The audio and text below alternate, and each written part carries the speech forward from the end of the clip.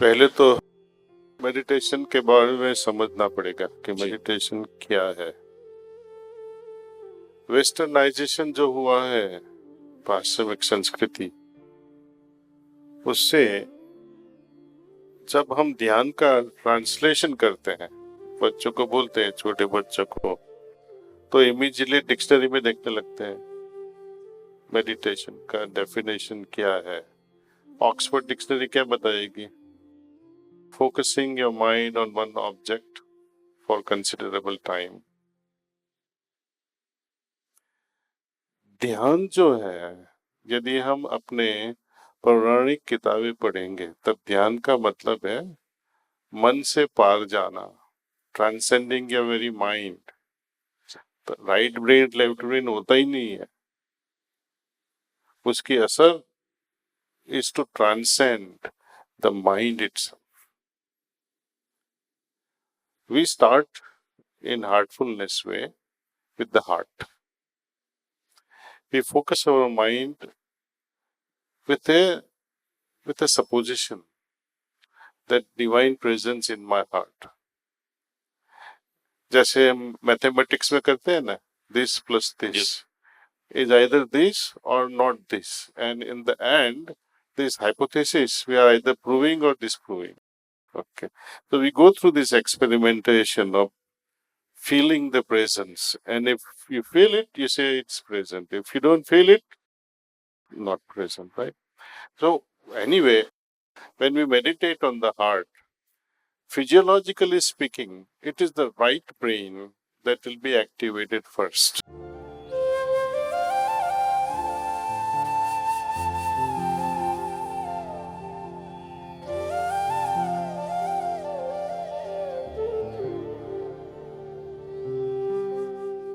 आपको लगा कई लोग सो गए थे, कुर्सी में बैठे बैठे मुझे बताओ 5 मिनट में कैसे सोते हैं लोग। लेटे लेटे भी नहीं सो पाते हैं, है ना। तो ये जो ध्यान हम करवाते हैं उसमें, जैसे भाई साहब बता रहे थे, जो प्राण और उस पे रिसर्च कर रहे हैं, इफेक्ट ऑफ प्राणा मीन्स एनर्जी, तो हमारे सिस्टम में जो है प्राणाहुति का प्रयोग होता है, वो योगिक शक्ति है, उससे लोग एकदम समाधिवस्थ हो जाते हैं। कई लोग खराटे लेने लगते हैं, बट तो खराटे नहीं है, वो योग निद्रा में चले जाते हैं। वो हालत के लिए जो ऋषि तपस्वी 10 साल 15 साल ध्यान करते थे, पहले ही सत्संग में उनको हो गया। ये प्राणाहुति का प्रताप है। दूसरा, खुली आंखों से ध्यान कर सकते हैं या नहीं। आपको पता नहीं, जैसे आपने कहा आप केजी में हो, केजी के स्टूडेंट हो, राइट। तो एक चीज बताऊंगा जो योग शास्त्र में बताते हैं, चौथी कॉन्शियसनेस, स्टेट ऑफ कॉन्शियसनेस, उसको क्या बोलते हैं? Fourth state of consciousness. एक तो है वेकिंग स्टेट, दूसरा ड्रीमिंग स्टेट है, तीसरा है डीप स्लीप स्टेट, और चौथा ऐसा स्टेट है कि जहां एकदम डीप चले जाते हो आप, लेकिन पूरी अवेयरनेस रहती है ना। तुरिया कंडीशन कहते हैं इसको, तुरिया। जब हम एक्सपेरिमेंट करते हैं साइंटिफिकली, इलेक्ट्रोएन्सेफेलोग्राफ मेजरमेंट करते हैं, वो कैसे करते हैं? यहाँ पे इलेक्ट्रोड वो प्रोब्स लगा देते हैं यहाँ पे, कई के लिए कि जब भी हम सोचते हैं उससे इलेक्ट्रिकल कंडक्शन होता है अपने नर्व्स में। जब भी इलेक्ट्रिकल कंडक्शन होता है तभी मैग्नेटिक फील्ड क्रिएट होता है। सो साइंस में उसको बोलते हैं इलेक्ट्रोमैग्नेटिक फील्ड, उसको मेजर करते हैं। यदि ये छोरी है, लड़की है, उसका दिमाग फटाफट चलेगा, बहुत फास्ट चलता है। बहुत फास्ट चलता है मीन्स इलेक्ट्रिकल करंट्स और बहुत जल्दी से जल्दी एक जगह से दूसरी जगह फूटते हैं ऐसे।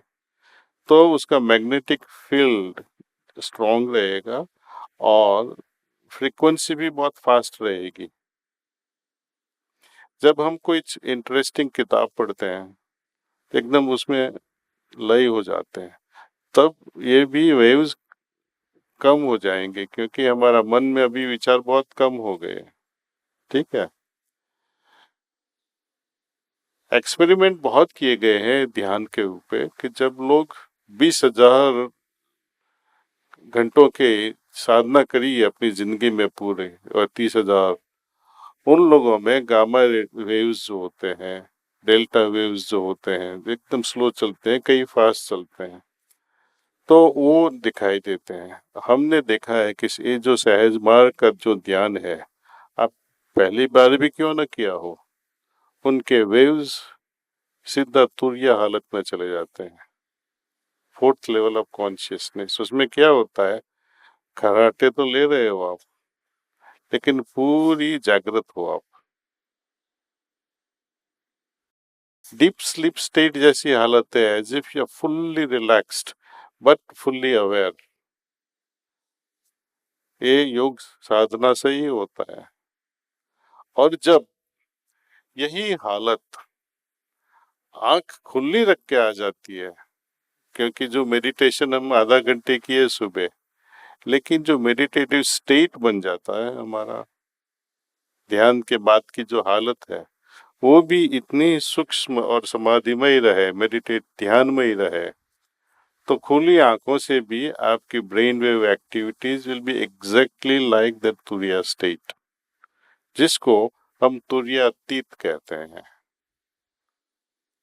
That's a fifth level of consciousness. Science अभी तक 3 ही स्टेट बताते हैं, आप इनसे बात करो डॉक्टर शर्मा से, वो बताएंगे आपको। Only 3 states are known. The fourth and fifth state is known only to our rishis.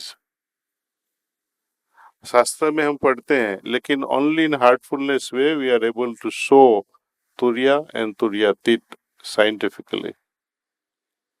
So मानने की बात नहीं है, ये सब एक्सपेरिमेंटली प्रूवन है। और आपने भी एक कमेंट मारा, सब खराटे ले रहे, वो खराटे नहीं थे, वो तुरिया की हालत थी।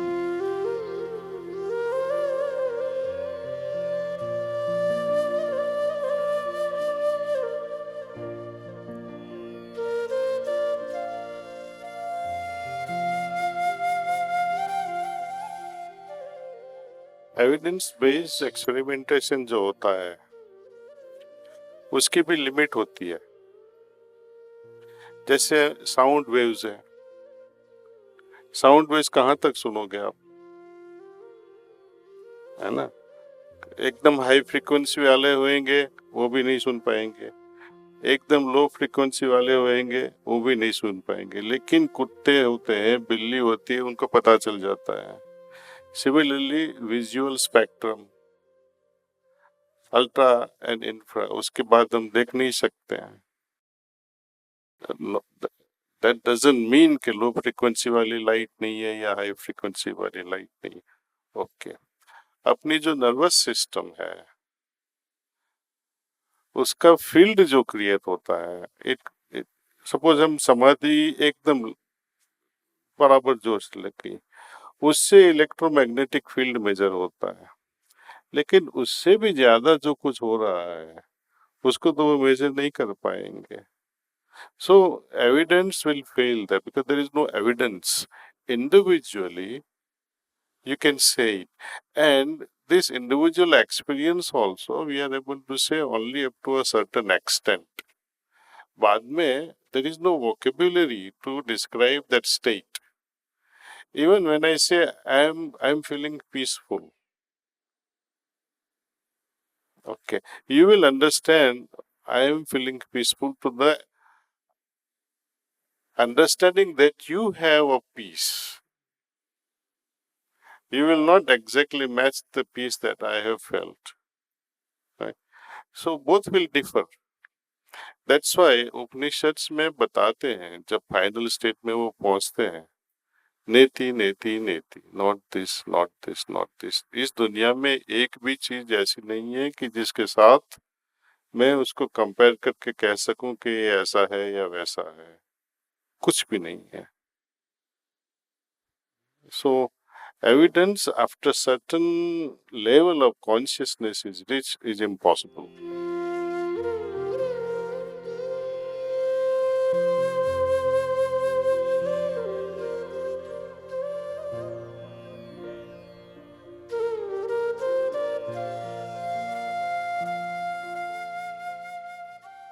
मैंने जब शुरुआत की थी ये ध्यान पद्धति की, मजाक मजाक में शुरू हो गई। कोई ध्येय तो था नहीं जिंदगी में, लेकिन एक तड़प थी जानने की, ईश्वर क्या है, मैं क्यों हूँ, कहाँ जाना है, तड़प तो थी। तो किसी ने हमें बताया मुक्ति, जिससे जन्म मरण का चक्कर बंद हो जाए। तो जिस बहन के पास मुझे ये सहज मार्ग की शुरुआत हुई वो द्रौपदी देवी अग्रवाल थी, उन्होंने मुझे शुरू करवाया। तो उन्होंने पूछा क्यों ये ध्यान शुरू करना चाहते हो, मैंने बोला विवेकानंद जैसे बनना है, पूरे देश में संन्यास लेना है। तो उन्होंने बताया संन्यास लेना तो बहुत आसान है, शादी नहीं करोगे, ऐसा नहीं करूंगा मैं। तो उन्होंने पूछा मुझे क्या भगवान इतने बेवकूफ है कि दो सेक्स बनाए, एक की जरूरत होती तो दो क्यों बनाए। तो जो अननेचुरल लाइफ जीता है वो कभी भी ईश्वर की प्राप्ति नहीं कर सकता है। Number one, you are not wiser than God. अपने ऋषि मुनियों के बारे में भी आप देखो, everyone was married, Lord Krishna was married, अवतार पुरुष Shri Ram was also married. कोई भी ऋषि का नाम दे दीजिए आप, संस्कार खत्म करने के लिए संस्कार को भोगना पड़ेगा ही। प्रॉब्लम कम्स, जो भी संस्कार होते हैं उसके कारण हम अच्छे कुटुंब में आते हैं या बुरे, जैसा जैसे संस्कार वैसा वैसा कुटुंब या योनि उनको मिल जाती है। जब तक ये संस्कार खत्म नहीं होते तब तक उनका चक्कर चलता ही रहता है। लेकिन जैसे जैसे हम इस दुनिया में आते हैं कुछ भोगने के लिए, तो और ज्यादा लोड बनाते ही जाते हैं। जो कृष्ण भगवान कहते हैं कि ऐसे रहो जैसे कमल का पान गंदे पानी में होते हुए भी उस पर असर नहीं पड़ती। लेकिन ऐसा मन बनाने के लिए आप कैसे करोगे। सहज मार्ग की जो ध्यान पद्धति है उससे वो आसान हो जाता है, जिसकी वजह से संस्कार बनना मिट जाता है। इसलिए हम शाम की सफाई करते हैं, जो भी संस्कार हमने दिन में बनाए उसको साफ कर देते हैं। पूर्व जन्म के जो है अतीत के संस्कार जो बने हुए हैं वो अपने प्रिसेप्टर्स या गुरुओं पे छोड़ देते हैं, और हमें एहसास भी होता है कि हाँ ये जो मेरी आदतें थे, कोई भी आदत आपकी हो वो किस लिए होती है, पूर्व जन्म के संस्कार की इन्फ्लुएंस के ही होती है। या नए संस्कार जो बनाते हैं हम दोस्तों की इन्फ्लुएंस से होता है। हाँ? तो ये संस्कार को मिटाना बहुत जरूरी है। जब तक हम पिंड प्रदेश में रहेंगे, पिंड प्रदेश मानी पंचभूत जो है उसके काबू में रहेंगे, तब तक जाना आना तो रहेगा ही। लेकिन योग साधना से खास करके यहाँ हृदय चक्र से शुरू करके जब हमारी प्रोग्रेस यात्रा, आध्यात्मिक यात्रा हृदय चक्र से होकर आत्म चक्र पे आती है, आत्मा चक्र से होके अग्नि चक्र पे आती है, अग्नि चक्र से होके आगे जल, बाद में वायु चक्र पे आ जाती है, और उसको पार करते हैं तब मोक्ष की हालत आ जाती है। मोक्ष का ये मतलब नहीं है कि आप फिर जन्म नहीं लोगे। मोक्ष ऐसी हालत है कि जहां हमको पूरी फ्रीडम मिल जाती है, पूरी स्वतंत्रता प्रकृति हमको दे देती है। यदि कुछ काम के लिए भू माता पे आना पड़े तो आप खुशी से आओगे, नहीं आना है तो आपके पास स्वतंत्रता है कि मैं नहीं जाऊंगा। वो सच्ची फ्रीडम है। तो ये मोक्ष की हालत है। मुक्ति ये टेम्पररी है। मुक्ति और मोक्ष में बड़ा फर्क है। मुक्ति जब तक हमारी कैपिटल है, स्पिरिचुअल कैपिटल जितना रहेगा तब तक हम मुक्त रहेंगे। वो जैसे ही खत्म हो गया वापिस यहाँ आना पड़ेगा। मोक्ष मिनिमम है और बहुत लो स्टेट है। उसके आगे भी बड़ा विस्तार है, पिंड प्रदेश का विस्तार। उसके आगे है ब्रह्मांड, उसके बाद में है पर ब्रह्मांड, जहाँ विस्तार ही विस्तार, एक्सपांशन ही एक्सपांशन है। उसके बाद शरणागति आ जाती है, जिसको गीता में भी कहा है प्रपन्न स्टेट। प्रपन्न मीन्स पूरा सब कुछ उनको सौंप दिया। इसका ऐसा मतलब नहीं कि पूरी जिंदगी से हम रिटायर हो गए। रिटायर्ड ऐसे होते हैं जैसे किसी पे भी बोझ नहीं बनते हम। सन्यासी लोग पूरे समाज पे बोझ बन जाते हैं, इंस्टीट्यूशन पे बोझ बन जाते हैं।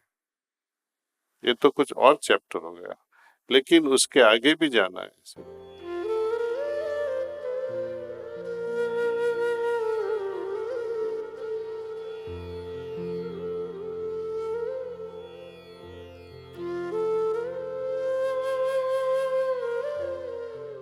तगड़ा क्वेश्चन है।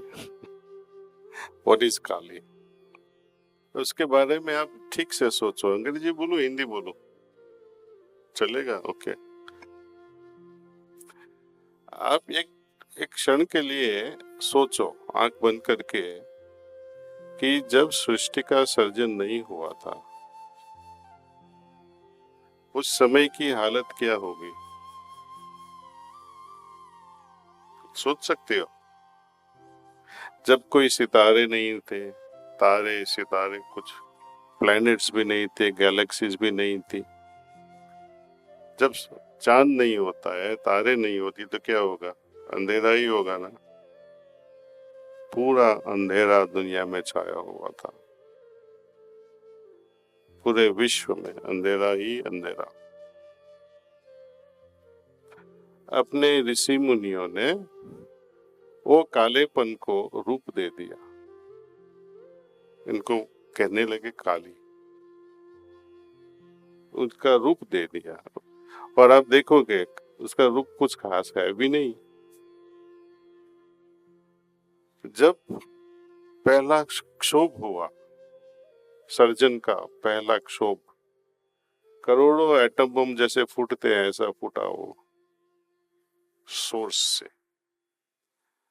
तो उस समय की हालत क्या होती? अभी डॉक्टर सोनी ने बताया, एक एटम बम फूटेगा, क्या होगा? पूरी दुनिया विलय हो जाएगी, और होने ही वाली है।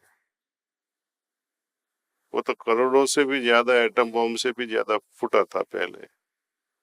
Terror, if you can go into that situation and imagine, recall that moment, you will not be able to see it. आप देख नहीं पाओगे। टेरर इतनी भयानक टेरर थी। वो भयानक रूप को प्रभावित करने के लिए अपने ऋषि मुनियों ने वो काली का जो स्वरूप दिया था उस पे लहू लगा दिया मुंह पे, to understand the extent of fear. So it's a symbology. It's an energy that existed before the creation. इसलिए प्रकृति कहते हैं उनको। प्रकृति was there even before the creation, was already there. पुरुष प्रकृति, पुरुष came in later on. Christianity में क्या कहते हैं? Man was first and from his rib God created woman. Hinduism strongly differs. Prakriti was first, Kali was first. Then came man.